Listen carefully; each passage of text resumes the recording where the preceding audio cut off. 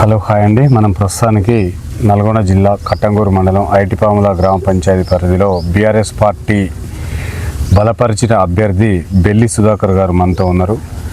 ఎప్పటి నుంచో పార్టీ కోసం పనిచేసి ప్రజల మధ్యలో ఉండే వ్యక్తి ఇప్పుడు సర్పంచ్ అభ్యర్థిగా ప్రజల మధ్యకి వెళ్తున్నాడు. వారి ప్రణాళిక ఏముంది, వారు చేయాలనుకుంటున్న అభివృద్ధి కార్యక్రమాలు ఏమున్నాయో వారిని అడిగి తెలుసుకునేందుకు ప్రయత్నం చేద్దాం. సార్ నమస్తే అండి. నమస్తే. మీరు సర్పంచ్గా పోటీ చేస్తున్నారు సార్. మీరు ప్రజలకు ఏమి హామీ ఇచ్చారు? మీ పార్టీ గతంలో చేసిన అభివృద్ధి కార్యక్రమాలు ఏ విధంగా ఉన్నాయి? ఇప్పుడు మీరు ఏం చేయాలనుకుంటున్నారు సార్?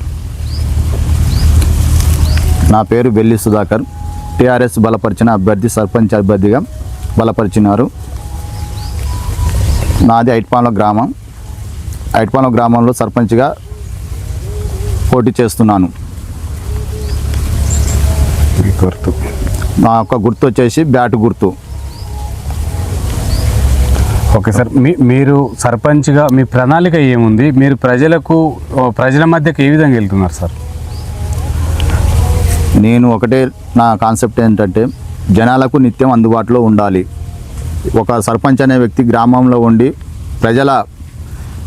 ప్రజలకు ఎలాంటి ఇబ్బందులు ఉన్నా కూడా నిత్యం ప్రజల్లో ఉండి గ్రామంలో మన గ్రామ పంచాయతీ పరిధిలో నిత్యం ఒక 2 గంటలు కానీ 3 గంటలు కానీ స్పెండ్ చేసి గ్రామ సమస్యల గురించి డిస్కషన్ చేసి ఎవరైతే ఆపదలో ఉన్నారో వాళ్ళ సమస్యలు ఏంటో అవన్నీ రోజు వారిగా మనం ఒక జాబ్కి వెళ్తే ఏ విధంగా ఉంటామో అదేవిధంగా మనం మినిమం ఉదయం 8 గంటల నుంచి 10 గంటల వరకు కేటాయిస్తే గ్రామ ప్రజలు ఎవరికైనా ఏమైనా సమస్యలు ఉంటే ఒక సర్పంచ్కి వచ్చి చెప్పుకోవాలని ఉంటుంది. ఆ సర్పంచ్ అందులో నిత్యం కనపడ్డాడు అనుకో, వాళ్ళ మనసులో ఏమైనా కష్ట సుఖాలు ఉన్నా కూడా పాల్పంచుకోవడానికి వాళ్ళు వచ్చి చెప్పుకోగలుగుతారు. కానీ మా ఊళ్ళో దౌర్భాగ్యం ఏంటంటే మా ఊరి సర్పంచ్ 2019లో గెలిచిండు. అతను వచ్చేసి 5 ఏళ్ళు అయింది, పదవి కాలం పూర్తయి 5 ఏళ్ళు అయింది. ఆ 5 ఏళ్ళ కాలంలో ఇంతవరకు అతను కనపడ్డ పాపం లేదు. ఆ గ్రామ పంచాయతీలో ఏదన్నా అఫీషియల్ ప్రోగ్రామ్ ఏమైనా ఉన్నాయంటే వస్తాడు, అటెండ్ అవుతాడు, కంటికి కనపడకుండా వెళ్ళిపోతాడు. మాకు ఒక సమస్య ఉంది గ్రామ ప్రజలకు. ఆ సమస్య గురించి ఎవరితో డిస్కషన్ చేయాలి? ఒక అధికారి కాడికి పోతే మీ ఊరు సర్పంచ్ లేడా అంటాడు. వేరే దగ్గరికి వెళ్తే వాళ్ళు ఎవరు పట్టించుకోరు. ఎవరు పట్టించుకున్నప్పుడు ఆ గ్రామ ప్రజలు ఎవరికి డిస్కషన్ చేయాలి? ఆ సమస్య గురించి ఎవరికి చెప్పాలి? ఒక పారిశుద్ధ్యం గురించి చెప్పినా, ఒక వేరే వచ్చేసి ఏదైనా చేయాలనుకున్నా కూడా దేనికి సంబంధించినా కూడా సర్పంచ్ అందుబాటులో ఉండడు. అందుకనే నేను చెప్పేది గ్రామ ప్రజలకు, ఐటిపాముల గ్రామ ప్రజలకు మరీ చెప్పేది ఏంటంటే నిత్యం గ్రామంలో ప్రజల అంశాల కోసం నిత్యం శ్రమించే ఒక సర్పంచ్ని ఎన్నుకోవాలని నా యొక్క ముఖ్య గమనిక.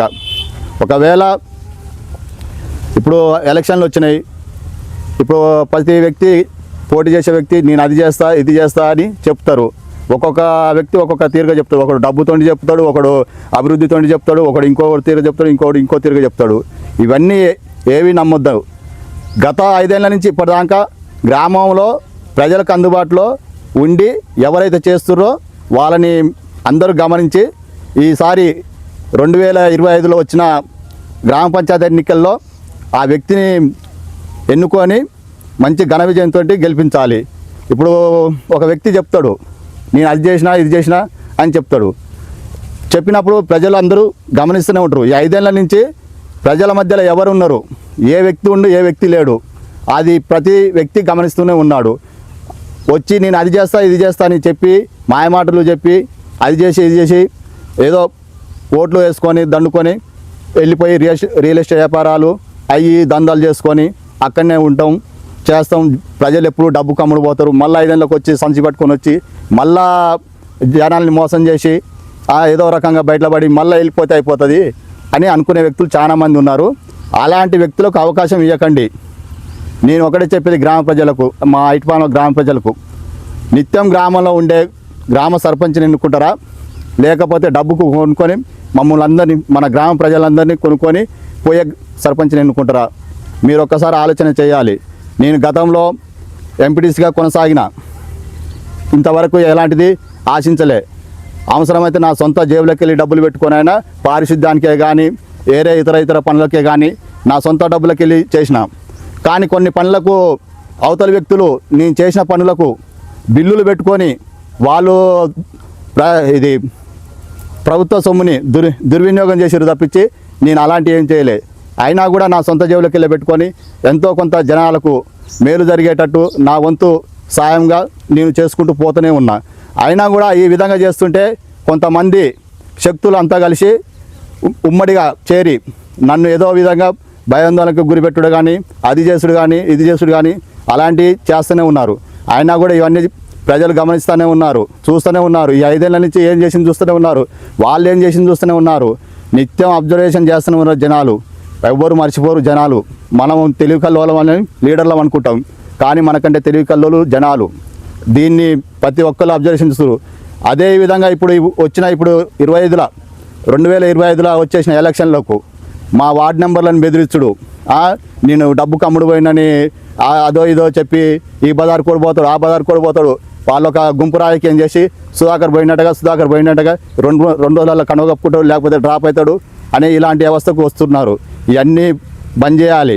మీకు దమ్ము ధైర్యం ఉంటే ఒక ప్రజాస్వామ్యంలో మీరు నామినేషన్ వేసినట్టయితే, మీరు నామినేషన్ వేసిర్రు, నేను నామినేషన్ వేసిన, ఏదున్నా ప్రజల మధ్యలో చూసుకున్నాం. రేపు 11వ తారీఖు వచ్చే తీర్పే చెప్పుద్ది. జనాలు ఏం తీర్పిస్తారో అదే చెప్పుద్ది. దానికి కట్టుబడి ఉండాలి.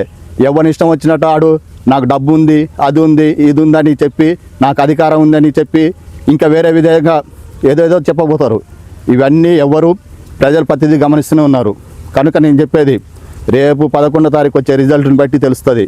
జనాలు డబ్బుకు, ఇప్పుడు మా ఐటిపాలెం అక్కడ జరిగేది ఒకటే, ధర్మం డబ్బు మధ్యలో యుద్ధం జరుగుతుంది.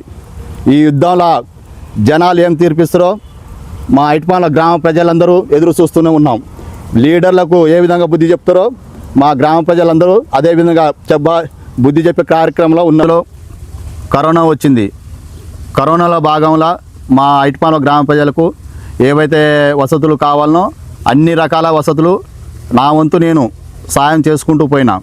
అదేవిధంగా మన ఊరు పండుగలు వస్తాయి, ఆ బోనాల పండుగ కానీ, దసరా కానీ, బతుకమ్మే కానీ, ఇలాంటి పండుగలు వచ్చినప్పుడు నా వంతు నేను గ్రామ ఫండు లేకున్నా కూడా నా వంతు నేను కార్యక్రమాలలో పాల్గొని ఏదన్నా బజారు డ్యామేజ్లు ఉన్నా కూడా మట్టి పోయించడం కానీ, వేరే విధంగా కానీ, బతుకమ్మ పండుగకు ఏదైనా సౌండ్ డీజేలు ఇట్లా ఏమైనా అరేంజ్ చేయాలని మన ఆడపడుచులు అడిగినా కానీ అలాంటి కార్యక్రమాలలో నేను నా సొంత డబ్బులు పెట్టి చేసుకోవడం జరిగింది.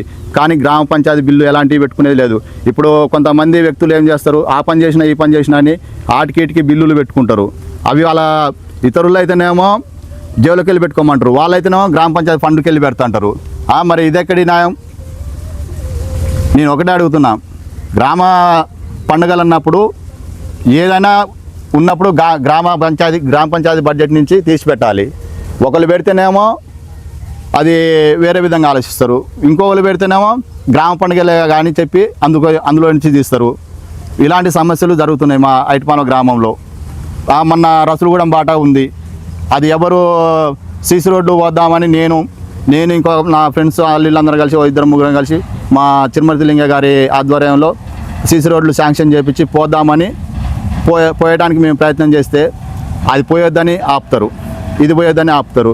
ఒకవేళ ఇది పోస్తే పలాని సుధాకర్కు, పలాని జానేకు, పలాని వ్యక్తులకు ఇంకా పేర్లు వస్తాయి అని అలాంటి ముందుకు పోకుండా, అభివృద్ధి కార్యక్రమం ముందుకు పోకుండా ఆపడం జరుగుతున్నాయి. ఇలాంటి ఒక రాజకీయ పార్టీలో ఉండి ఇంకో పార్టీకి మద్దతు ఇస్తారు మా ఐటిపాలెంల దగ్గర. ఇది ఎక్కడి న్యాయం? ఇప్పుడు మనం ఒక పార్టీలో కొనసాగుతున్నాం, అదే పార్టీలో కష్టమైన నిష్ఠూరమైన ఏదైనా అందులోనే ఎలా తీసుకోవాలి. పార్టీ పేరు చెప్పి జెండా ఇది పడతారు, ఓటేమో తీసుకుపోయి వేరే వాళ్ళకి వేస్తుంటారు. ఇలాంటి వ్యక్తులు ఎందుకు ఒక పార్టీలో ఉండి ఇలాంటి మోసాలు చేయటం? అలాంటివి ఏదైనా ఉంటే ఎవరు ఉన్నా కూడా ఇలాంటివి ఏమైనా ఉంటే బంద్ చేసుకోవాలి. ఏదైనా రాజకీయం చేయాల్సుకుంటే బాధ్యతగా వెళ్ళిపోవాలి, ఆ పార్టీ తరపుగా ప్రచారం చేసుకోవాలి, ఆ పార్టీ తరపుగా చేసుకోవాలి. ఇలాంటివి చేసి ఇతరులని నర్సు చేసి అందరూ ఇది చేసి ఇవి చెడ్డ మాట, ఆ మాటలు ఈ మాటలు చెప్పి డ్రాప్ అవుతుంది అనడం, అవి అనడం, ఇవి అనడం, ఇలాంటి కార్యక్రమాలు ఇవి చేసుకుంటా చేస్తున్నారు. ఇది మంచి పద్ధతి కాదు. ఏదున్నా ఐటిపాలెం గ్రామంలో అన్నీ గమనిస్తూనే ఉన్నారు. ఏదున్నా అభివృద్ధి చేసేటోన్ని ఎన్నుకుంటారు. గ్రామం ప్రజలు అంతా తిక్కలుగా ఏమీ లేరు. ఏదున్నా అభివృద్ధి పదంలో నడిచే వ్యక్తిని కోరుకుంటారు. ఈరోజు జరగబోయే 2025లో ఐటిపాలెం గ్రామ ప్రజలు అభివృద్ధిని కోరుకొని ఆ వ్యక్తికే సపోర్ట్ చేయాలని అందరూ ఆశిస్తున్నారు. ఇప్పుడు జరిగేది ఒకటే ఐటిపాముల కాడ ధర్మం డబ్బు మధ్యలో యుద్ధం జరుగుతుంది.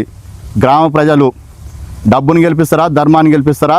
రేపు 11వ తారీఖు వాళ్ళే తీర్పిస్తారు. దానికోసం ఎదురు చూడాలి.